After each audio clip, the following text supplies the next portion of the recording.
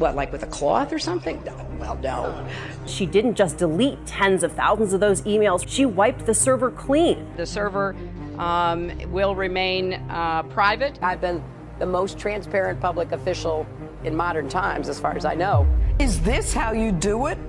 Roping off the press and their questions from even talking to you at a parade? I did not email any classified material to anyone on my email. There is no classified material. Nothing that was sent at the time or received was secret. Her defense? They weren't marked classified. They couldn't be marked classified because by not using government servers, she actually prevented the government from reviewing her emails. It is a federal crime to negligently handle classified information under 18 U.S.C. 1924. It is a federal Class A felony under 18 U.S.C. 798. She's committed a Class A misdemeanor under 18 U.S.C. 1924. If there's a connection between Cairo and Benghazi, she said this: there's no connection between the two.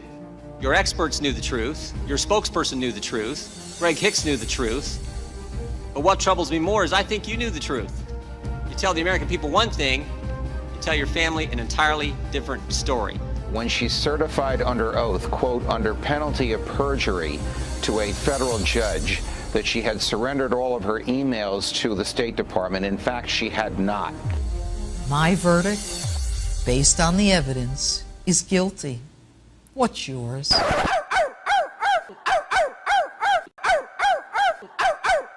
The great story here, for anybody willing to find it and write about it and explain it, is this vast right-wing conspiracy. It's no secret that we're going up against some pretty powerful forces that will do and spend whatever it takes to advance a very different vision for America.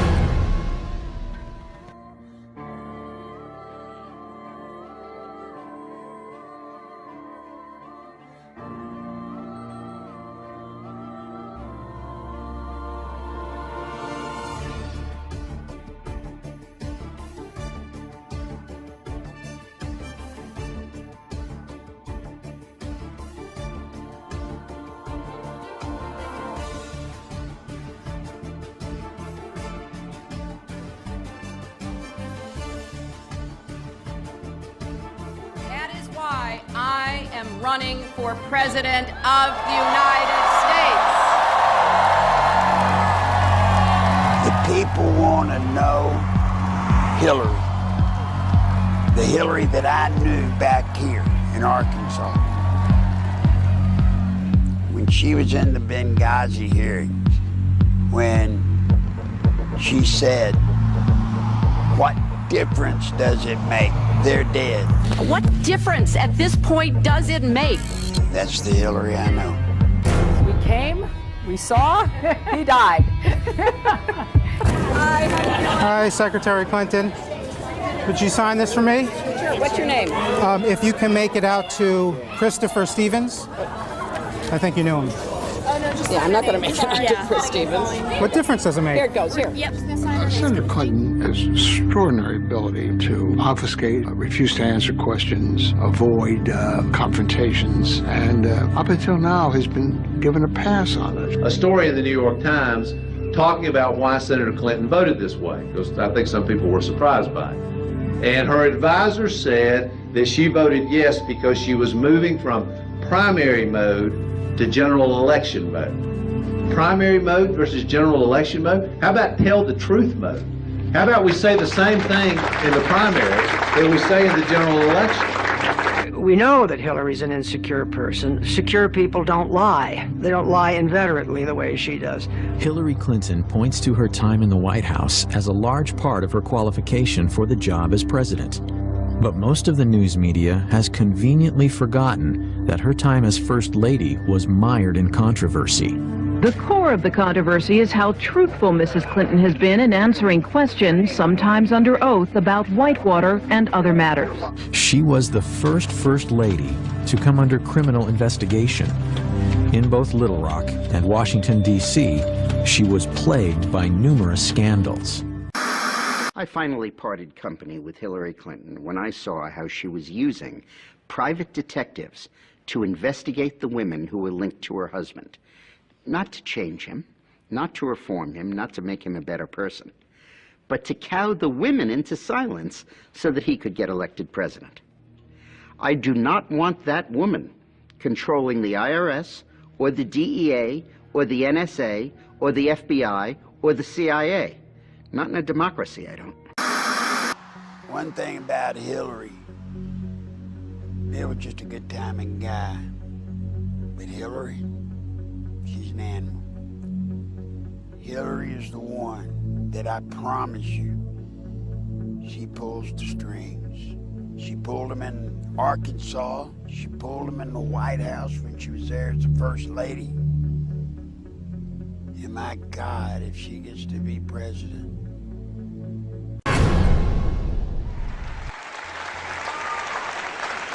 I'll tell you a couple of stories about fraud.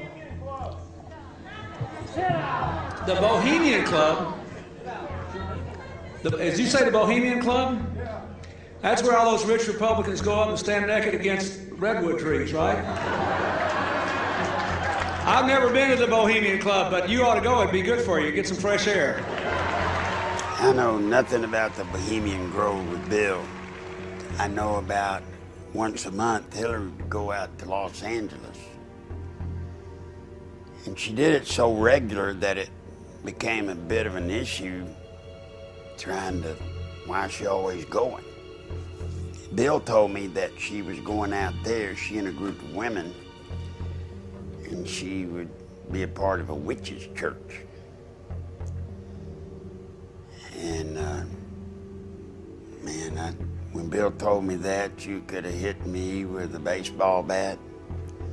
I tried to point out to him, you realize what had happened if that got out? Of course, my job is to make sure it didn't get out. Now, I don't know today if Hillary still partakes in the witch ritual. I don't know that I even know what the ritual was. But for the better part of many years, Hillary would go quite often, whether it was regularly once a month or maybe once every couple of months. She would go out on a weekend simply to be a part of it.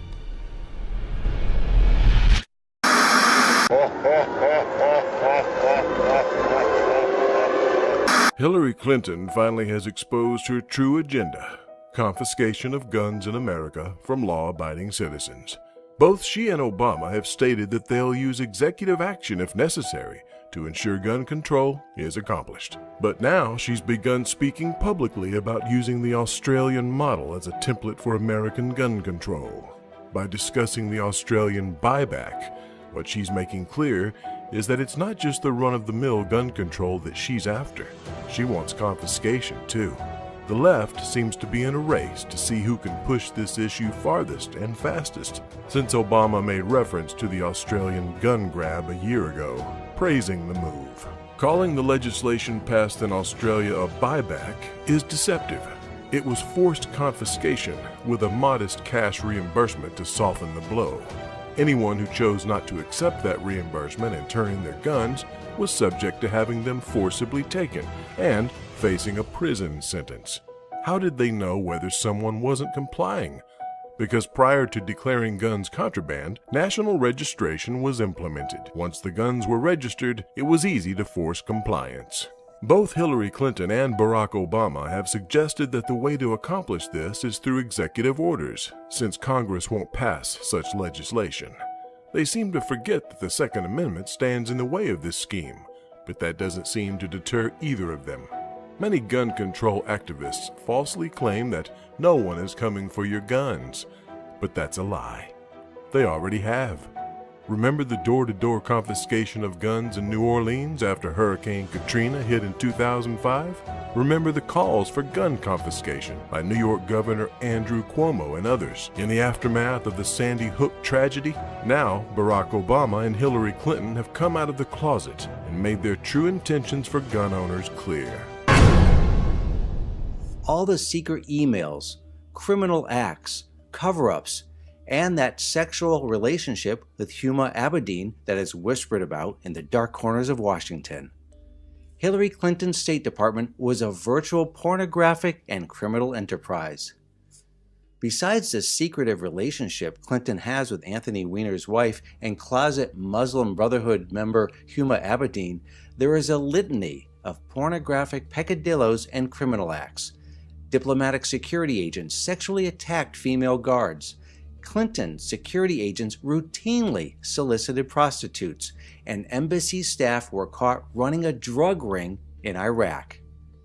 But the most disgusting aspect of Clinton's corrupt State Department was Ambassador to Belgium Howard Gutmann, who routinely ditched his security detail in Brussels and solicited prostitutes, including minors. The Inspector General investigating Gutmann charged him with pedophilia, sex with children. But all of this was swept under the rug by the corruptocrat Hillary Clinton. But Clinton, ostensibly out of government, is still pulling the levers of power.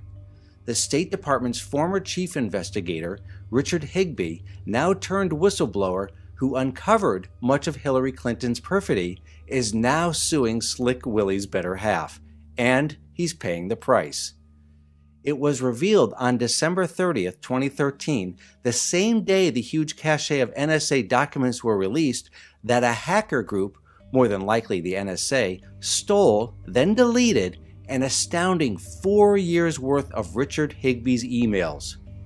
The emails included correspondence with other whistleblowers and included a treasure trove of documents revealing a State Department under Clinton that was corrupt to the core. Another State Department whistleblower, Aurelia Fednizen, didn't get her emails stolen. Instead, she received the shakedown treatment, a mob-like visit by State Department thugs who camped out in front of her house and harassed her children. But stealing emails and shakedown tactics was just one part of the attack against State Department whistleblowers. On June 29, 2013, in what is reminiscent of Nixon's plumbers, Richard Higbee and Aurelia Fednizen's lawyer's office was broken into, in which documents and computers were stolen, more than likely ordered by Hillary Clinton's minions. If you think Barack Obama is a corrupt president, you ain't seen nothing yet. Hillary Clinton will make Barack Obama look like a choir boy.